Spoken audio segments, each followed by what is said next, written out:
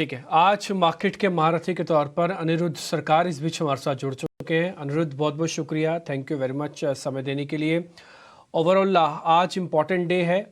एक तो आज जियो फाइनेंशियल की लिस्टिंग है। थोड़ी देर पहले हम वही देख भी रहे थे कि जिनको मिले हैं सो मिले हैं शेयर, लेकिन जिनको नहीं मिले थे, मान लो रिलायंस नहीं था, उनके पास भी सेम रेट का ही मौका मिला, उल्टा 2-4% सस्ता ही मिल गया। तो एक पहले इसी पे ही आपका टेक चाहिए। आप इस पूरी लिस्टिंग को और इस पूरी कंपनी को या इस पूरी इकोस्फीयर को कैसे देखते हैं आप? ब्रॉडली आई से दैट अगर कोई शॉर्ट टर्म के एंगल से देख रहा है देन आई वुड से इसको अवॉइड करना चाहिए।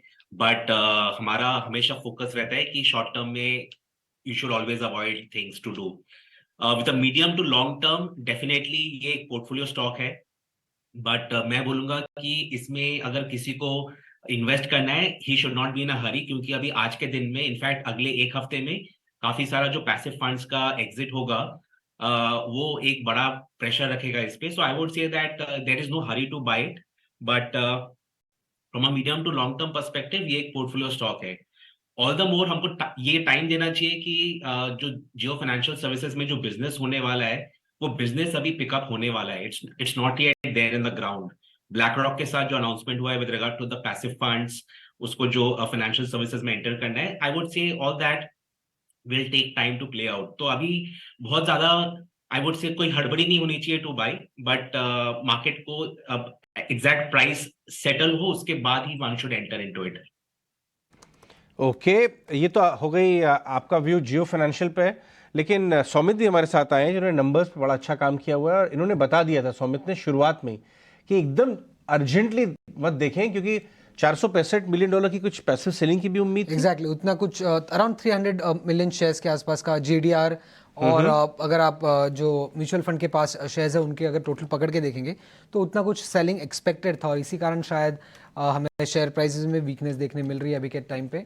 261.85 का बेस प्राइस था, बट अराउंड अभी 255-250 के आसपास ट्रेड कर रहा है, और ये सेलिंग आ ही रहेगी मोस्ट प्रॉब्ली।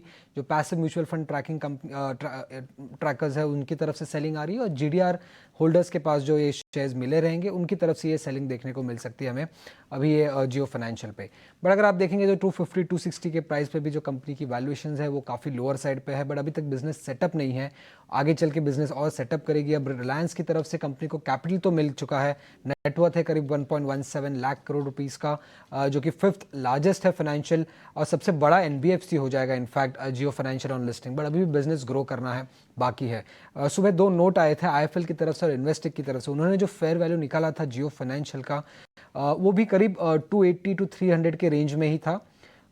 तो अभी 261 के प्राइस के सामने भी ज़्यादा अपसाइड अभी के टाइम के आपको नहीं दिखेंगे, बट अगर बिजनेस कितना ग्रो करेगा कंपनी उसी पे आगे चल के पूरा डिपेंडेंट रहेगा। अभी अगर आप देखेंगे तो एम से बिजनेस में उन्होंने ऑलरेडी एक टाई अप अनाउंस कर लिया है ब्लैक रॉक के साथ, बट बाकी बिजनेसेस के टाई अप अभी तक अनाउंस नहीं किया, और इवेंचुअली ये अनाउंस होगा, क्योंकि आईसीआईसीआई बैंक के 2 बड़े दिग्गज लेंडिंग बिजनेस को लीड करने वाले हैं केवी कामत और हितेश सेठिया जी। कैपिटल भी है कंपनी के पास। इन्वेस्टेक भी ये कह रहे थे कि अगले 2 से 3 साल में उनके पास जितना जियो फाइनेंशियल के पास कैपिटल है वो काफ़ी रैंप अप कर सकते हैं, बजाज फाइनेंस के लेवल तक रैंप अप कर सकते हैं जियो फाइनेंशियल को अगले 2 to 3 ईयर्स पे। बट एग्जीक्यूशन इंपॉर्टेंट रहेगा जियो फाइनेंशियल के लिए, तो वो हमें देखना पड़ेगा आगे चल के क्या अनाउंसमेंट्स आ रहे हैं, कैसा एग्जीक्यूशन कंपनी कर पा रही है। Thanks for that Saumit. अनुरोध, एक बात मैं जानना चाहूँगा जियो फाइनेंशियल्स के रेफरेंस से कि जो बिजनेसेस हैं इनके अंदर आ रहे हैं कंज्यूमर लेंडिंग, उसमें दिग्गज कंपनी है आपकी बजाज फाइनेंस। बाजार के डर है कि बजाज फाइनेंस की जो प्रीमियम वैल्यूएशन है शायद वो दबाव में आएंगे। आपने एसेट मैनेजमेंट के इकोसिस्टम में बात की, वहाँ पे ऑलरेडी काफ़ी ज़्यादा कंपटीशन और टीईआर का मामला दबाव दे चुका है। अभी बात आ रही है इंश्योरेंस डिस्टर्ब हो सकता है, क्या आपको पोटेंशियल लगता है कि ये कितने समय में ये अपने इन सारे बिजनेस को इतना स्केल अप कर दें कि बाजार में खलबली मच सकती है? फाइनेंशियल सर्विसेज में जो एक बहुत बड़ा डिफरेंस होता है कंपेयर टू से टेलीकॉम बोले या फिर कोई कंज्यूमर प्रोडक्ट बोले, फाइनेंशियल सर्विसेज में the factor of the trust and the relation बहुत इंपॉर्टेंट होता है, और वो बिल्डअप करने में बहुत टाइम लगता है। फाइनेंशियल सर्विसेज में अगर आप देखें इसके जो अलग अलग वर्टिकल्स है, if you begin with asset management, they are going into ETFs. और ईटीएफ में जो एक्सपेंसेस है बहुत कम होती है। एंड आज के दिन में अगर मैं बोलूं, बाकी जो जितने ईटीएफ्स हैं इन अदर एएमसीज, वहां पे भी जो प्राइसिंग है काफी कम है।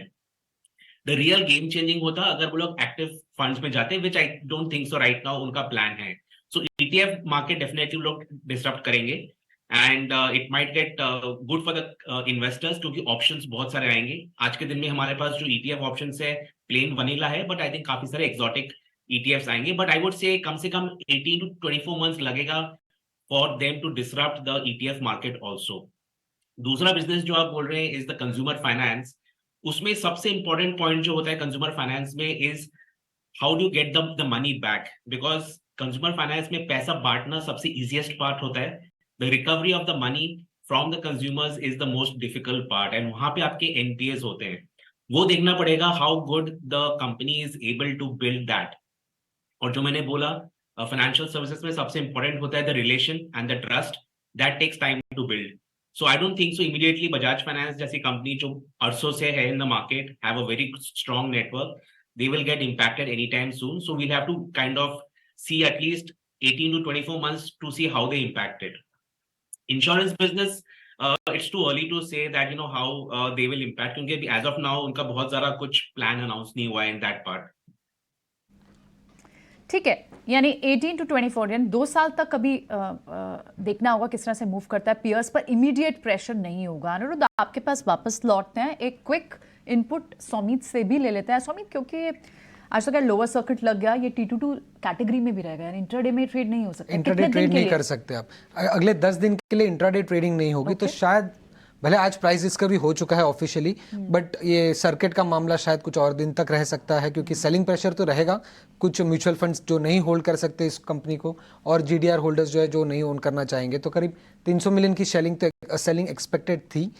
भले आज प्राइस डिस्कवरी हो गया, बट T2T पे है, इंट्राडे ट्रेड नहीं होगा, तो शायद थोड़ा बहुत और सर्किट का मामला जारी रह सकता है जियो फाइनेंशियल मैनेजर के। ठीक है, बहुत शुक्रिया सौमित इस सब जानकारी के लिए। जैसा आपको आशीष ही बता के गए थे कि अभी आप 25 से 30% लीजिए, फिर जैसे अगर ये भाव नीचे आता है, जो कि सेलिंग की वजह से जो सौमित बता रहे हैं, तब आप अपनी पोजीशन बिल्ड कर सकते हैं। और अनिरुद्ध भी यही बता रहे हैं कि इसमें कोई सवाल नहीं है बहुत बड़ा कि ये अपना बिजनेस कैसे सेट कर सकते हैं। ये पूरे लेंडिंग के, एसेट मैनेजमेंट और कई एरियाज में डिस्टर्ब करने का भी केस बनता है, लेकिन उसमें समय भी लग सकता है। तो आपके पास समय है अपना पोर्टफोलियो बनाने के, अपनी पोजीशन बिल्ड करने की जियो फाइनेंशियल में। लेकिन आगे बढ़ते हैं। अनिरुद्ध, कुछ और स्पेस के बारे में बात आपसे करता हूं मैं। बाजार में फार्मा को लेके वापस से रुचि आ रही है करीब 4-5 सालों के बाद। आपने उसके अंदर कॉन्ट्रा बाइंग अभी शुरू की है? आपको लगता है बहुत अर्ली है अभी? आई वुड से इन the pharma for a long time हम लोग बहुत अंडरवेट थे, एंड ऑफ लेट हम लोग कुछ नाम इवेल्युएट किए, एंड एक आध नाम हम लोग ने ऐड भी किया in the portfolio, because I would से कि उसमें वैल्यूएशन इज वन पार्ट जो काफी कॉन्ट्रैक्ट हुआ है, बट वो देखना पड़ेगा कि जो ग्रोथ अपसाइड पोटेंशियल है from here, it will not be the same for the whole industry. तो उसमें बहुत स्पेसिफिक कंपनीज होगा जहां पे growth can be higher than the broader market. तो selectively buying in the pharma is advised, but not की basket buying, क्योंकि कुछ कंपनीज है जो डोमेस्टिक फार्मा वाले हैं जो अभी काफी एक्सपेंसिव है, एंड हमारे पास काफी सारे डोमेस्टिक फार्मा था पहले जो हम लोग प्रॉफिट बुक कर चुके हैं। आज के दिन में हम लोग डोमेस्टिक फार्मा पे नहीं बेट कर रहे हैं। We are trying to see some deep value ideas in the export side of the pharma space.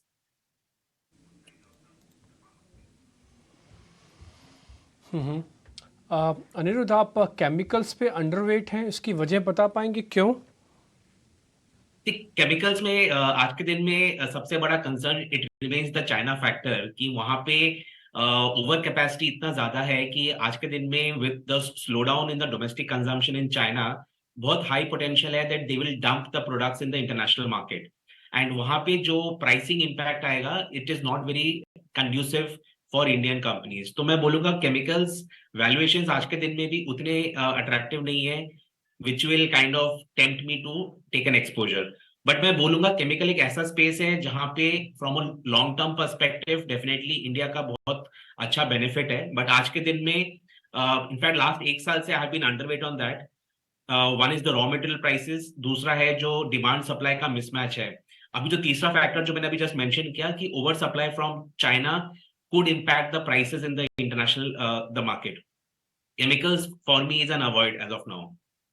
ठीक है, केमिकल्स आप अवॉइड कर रहे हैं, फार्मा पर हमने डिस्कशन कर ली, और एक और अंडरवेट सेक्टर जो आप अब भी जिस पर कन्विक्शन आपकी नहीं बन रही वो है आईटी। क्या आईटी की वैल्यूएशन, क्योंकि अनुरुद्ध बहुत हद तक अब बात ये थी कि इनमें लार्ज डील विंस का एक बड़ा कंसर्न था आईटी कंपनीज, और पीछे हमने देखा इन्फोसिस, एचसीएल, उनके लिए 2 बड़ी डील्स भी आई हैं, वैल्यूएशन काफ़ी नीचे के लेवल्स पर है।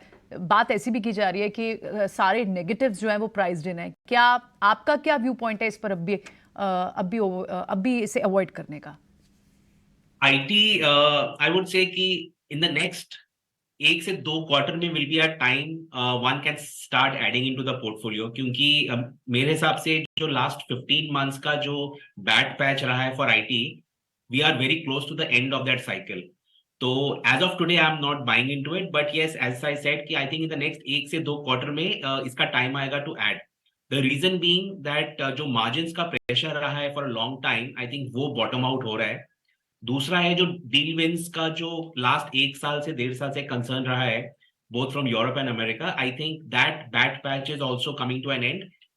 जैसे जैसे हम लोग ये देख रहे हैं कि यूएस में chances of recession is declining, मुझे लग रहा है कि जो फियर था among the discretionary IT budget वो ग्रेजुअली डिक्रीज हो रहा है। Still it's not completely out, but gradually जैसे जैसे fear of a recession in the US is declining, discretionary IT budget जो पहले कॉन्ट्रैक्ट हो रहा था वो हो सकता है कॉन्ट्रैक्ट ना हो एंड स्टार्ट्स एक्सपैंडिंग। वो पॉइंट एक चीज है जो हम लोग देख रहे हैं on a continuous basis. The moment हमको लगे कि IT expenditure is picking up in the US and Europe market, वो एक बहुत अच्छा पॉइंट होगा to get into the IT companies. And valuation, as you rightly mention, valuations बहुत attractive है आज के दिन में। एंड इधर से their downside potential is quite low, but I would say, as I mentioned, it's not right now I would want to buy it. एक indication आए उसके बाद ही enter करना चाहिए।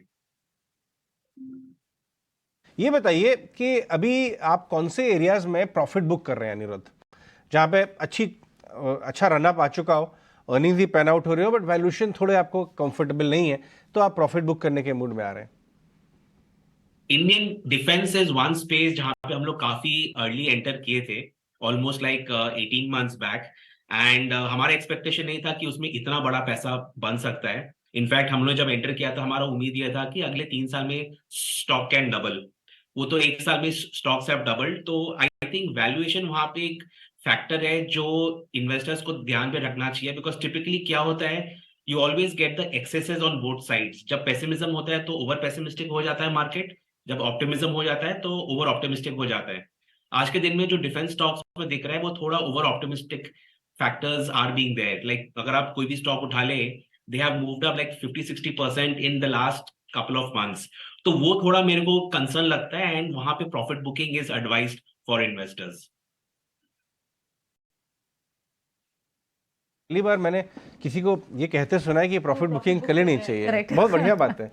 देखिए, सिर्फ वन साइडेड तेजी वाले लोग जो है ना, ये प्रैक्टिकल, ये एकदम प्रैक्टिशनर वाली बात बोली है कि साहब हम अर्ली आ गए थे, बढ़िया पैसा बना हमारा, थोड़ा टेबल डिफेंस से में, जो है अब हम नाफा ले थोड़ा, लो। क्योंकि किसी रिसाइकिल तो करना जरूरी है ना पैसा, अनलिमिटेड पैसा का फ्लो तो किसी के पास होता नहीं है।